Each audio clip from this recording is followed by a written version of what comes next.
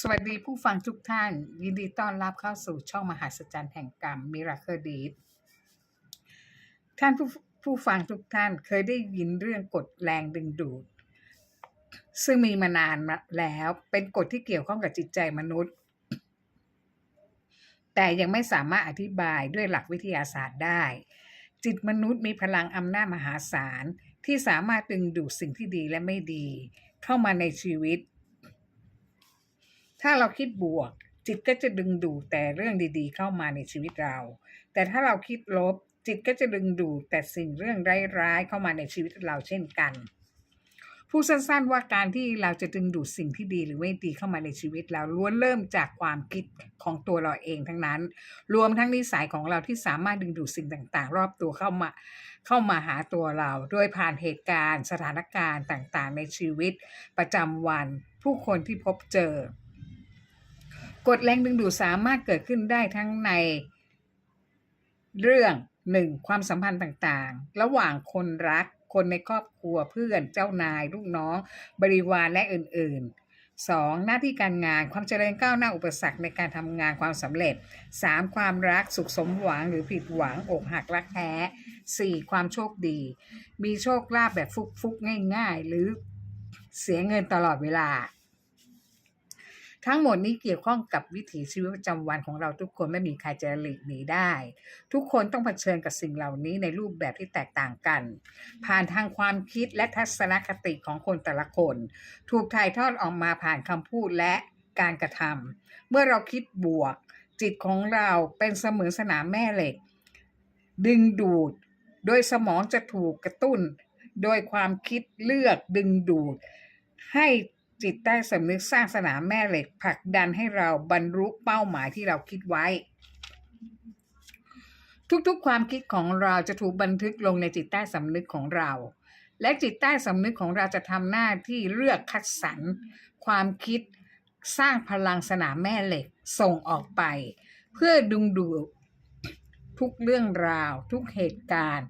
ตัวบุคคลเข้ามาในชีวิตเราตามความคิดที่เราคิดประจำย้ำคิดย้ำทำไม่ว่าเป็นความคิดบวกหรือความคิดลบโดยทำหน้าที่3อย่างในชีวิตประจำวันดังนี้1ขอมาจากความคิดซ้ำๆเสมอๆว่าต้องการแบบนี้โดยไม่รู้ตัวขึ้นอยู่กับว่าเราคิดบวกหรือคิดลบก็เท่ากับว่าเราได้สร้างสนามแม่เหล็กสั่งความคิดออกไปโดยไม่รู้ตัว 2. เชื่อจิตใต้สำนึกของเราจะทำหน้าที่คัดสรรเรื่องราวเหตุการณ์สถานการณ์ตัวบุคคลให้เกิดตามความเชื่อว่าเราต้องการเช่นนั้นและส่งสิ่งนั้นให้เกิดขึ้นกับตัวเราอย่างแน่นอนจิตใต้สำนึกจะสร้างสนามแม่เหล็กส่งออกไปเพื่อดึงดูดทุกเหตุการณ์ที่เราเชื่อว่ามันจะเกิดขึ้นเช่นนั้นเวียงกลับเข้ามาในชีวิตเราในชีวิตประจำวันของเราเหมือนมุมแมลงเราคิดอย่างไรส่งสะท้อนออกไปมันก็จะย้อนกลับเข้ามาในชีวิตเราแบบนั้น 3. รับเราก็จะต้องยอมรับผลลัพธ์ที่เกิดขึ้นตามความคิดของตัวเราเองที่ส่ง ออกไปมันจะถูกดึงดูดกลับเข้ามาในวิถีชีวิตประจำวันของเราเช่นเราคิดว่าฉันเป็นคนยากจนฉันไม่มีวันรวยอย่างคนอื่นเขาได้เพราะย้ำคิดอยู่ตลอดเวลาว่ายากจนก็เท่ากับว่าเราขอร้องว่าให้ยากจนจะถูกจดบันทึกในจิตใต้สำนึกลงไปว่าฉันต้องการเป็นคนยากจนจิตใต้สำนึกจะสร้างสนามแม่เหล็กส่งออกไปเพื่อดึงดูดพลังงานแห่งความยากจนกลับเข้ามาหาตัวเรา ดังนั้นชีวิตเราก็จะยากจนตลอดทั้งชีวิตความคิดเราที่เชื่อว่าไม่มีวันรวย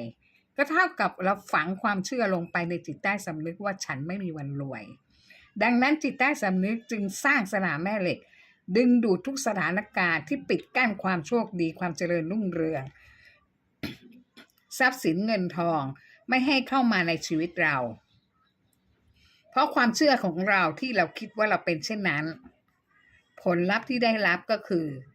เราเป็นคนยากจน ที่ไม่มีวันรวยที่มันเกิดขึ้น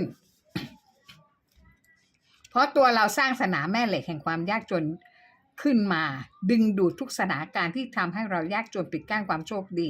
ทุกด้านไม่ให้เข้ามาในตัวเราเพราะความคิดของเรามีพลังอำนาจมหาศาลกำหนดชะตาชีวิตเราให้เป็นไปตามความคิดไม่ใช่ใครมากำหนดชะตาชีวิตเราดังเรื่องของป้าข้างบ้านที่จะเล่าให้ฟังหนึ่งต่อไปนี้ป้าข้างบ้านอายุประมาณ70 ปีมีฐานะการเงินพอสมควรเนื่องจากป้าเป็นคนขยันทำงานหาเงินเก็บจนป้าเป็นเจ้าของห้องเช่าหลาย10 ห้องแต่ มีคนเช่าอยู่แค่2-3 ห้องเท่านั้นชีวิตป้าข้างบ้านรวยมีเงินแต่หาความสุขไม่ได้เลยต้องอยู่อย่างโดดเดี่ยวเดียวดายตัวคนเดียวไม่มีใครยอมอยู่ด้วยอีกทั้งป้ายังมีโรคประจำตัวหลายโรคทั้งนี้ก็มาจากนิสัยส่วนตัวของป้าข้างบ้านเองที่ชอบรู้เรื่องชาวบ้านทั้งหมู่บ้านบ้านไหนมีกี่คนทำอาชีพอะไรใครป่วยเป็นอะไร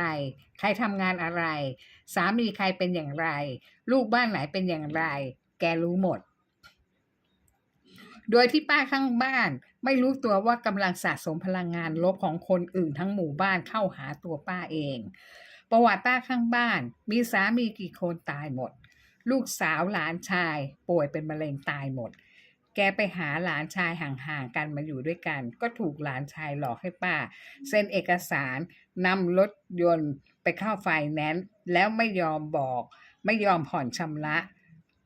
หนี้จึงตกมาเป็นของป้าข้างบ้านต้องชดใช้400,000 บาทเพราะไฟแนนซ์มีจดหมายมาทวงหนี้ว่าป้าไม่ได้ผ่อนชำระมา6 งวดแล้ว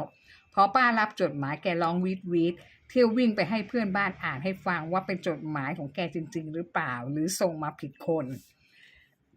แต่ชาวบ้านบอกว่าเป็นชื่อของและที่อยู่ของตัวป้าข้างบ้านเองจริงๆป้าเลยถามหลานชายว่า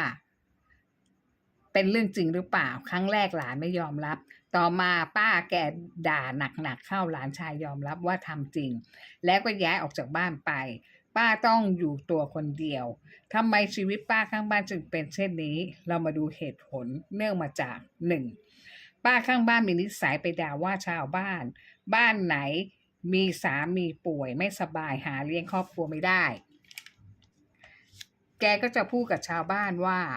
จะมีสามีแบบนี้ไปทำไมปล่อยให้มันตายไปเลยดีกว่าอย่ามีดีกว่ามีและลำบากทำให้คนอื่นต้องมาดูแลผลสะท้อนกลับมาตัวสามีแกตายหมดทุกคน 2. บ้านไหนลูกหลานไหนป่วยเป็นมะเร็งค่ะป้าข้างบ้านก็ไปด่าว่าไม่รู้จักดูแลตัวเองสุขภาพตัวเองให้ดีๆทำให้ต้องเสียเงินเสียทองในการรักษาตัวสิ้นเปลืองเงินมากผลสะท้อนกลับมาหลานชายลูกสาวแก่ป่วยเป็นมะเร็งตายตั้งแต่อายุ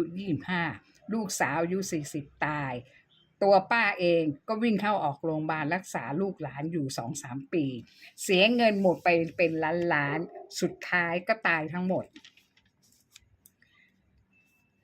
3. ป้าข้างบ้านชอบว่าครอบครัวไหนมีคนอยู่มากเป็นครอบครัวใหญ่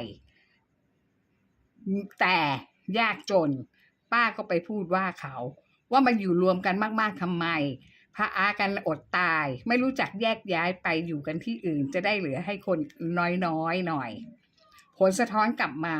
ป้าข้างบ้านลงทุนบ้านเช่าหมดไปหลายล้านสร้างหลาย10 ห้องแต่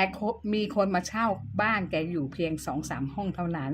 เพราะป้าชอบพูดบ่อยๆว่าให้มีคนอยู่น้อยๆห้องเช่าป้าไม่มีใครมาเช่าเลยทั้งที่ราคาค่าเช่าของบ้านที่ป้าปล่อยให้เช่าก็ถูกพอสมควรและตัวป้าข้างบ้านเองก็อยู่คนเดียวเฝ้าห้องเช่าหลาย10 ห้องของแกไม่มีใครยอมมาอยู่ด้วย 4. ป้าข้างบ้านชอบว่าคนนั้นคนนี้ป่วยเป็นโรคต่างๆนานาเพราะไม่รู้จักดูแลตัวเองผลสะท้อนป้าข้างบ้านตัวแกเองป่วยเป็นหลายโรคความดันเบาหวานไขมันหัวใจไขข้ออักเสบหอบหืดภูมิแพ้ทั้งหมดอยู่ในตัวแกทั้งนั้นสรุปว่า ป้าข้างบ้านไม่รู้ตัวเองว่าพลังคำพูดและชอบสอดรู้สอดเห็นเรื่องชาวบ้านเป็นสนามแม่เหล็กดึงดูดพลังงานลบ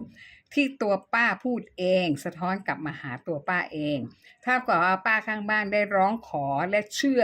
และยอมรับในผลลัพธ์ที่เป็นลบของคนทั้งหมู่บ้านมาสู่ตัวป้าเองน่ากลัวมากเรื่องความคิดมีพลังงานมหาศาลในการสร้างสนามแม่เหล็กดึงดูดทุกสิ่งที่เราคิดเราพูดมันเวียงกลับมาหาตัวเราไม่ผิดแม้แต่น้อยเมื่อคิดเช่นไรก็รับผลเช่นนั้น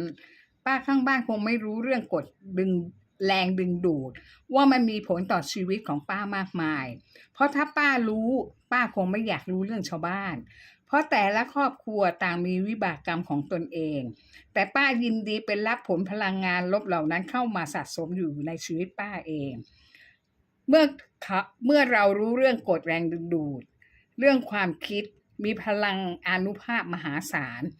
เราก็มาสร้างพลังงานคิดที่เป็นบวกสร้างสนามแม่เหล็กดึงดูดความโชคดีให้ตัวเราเองไม่ดีกว่าหรือเรื่องของคนอื่นมันไม่ได้เกี่ยวข้องกับชีวิตเราอย่าไปพูดวิพากษ์วิจารณ์เขาเพราะทุกความคิดมีกฎแรงดึงดูดทำหน้าที่3อย่างเสมอคือ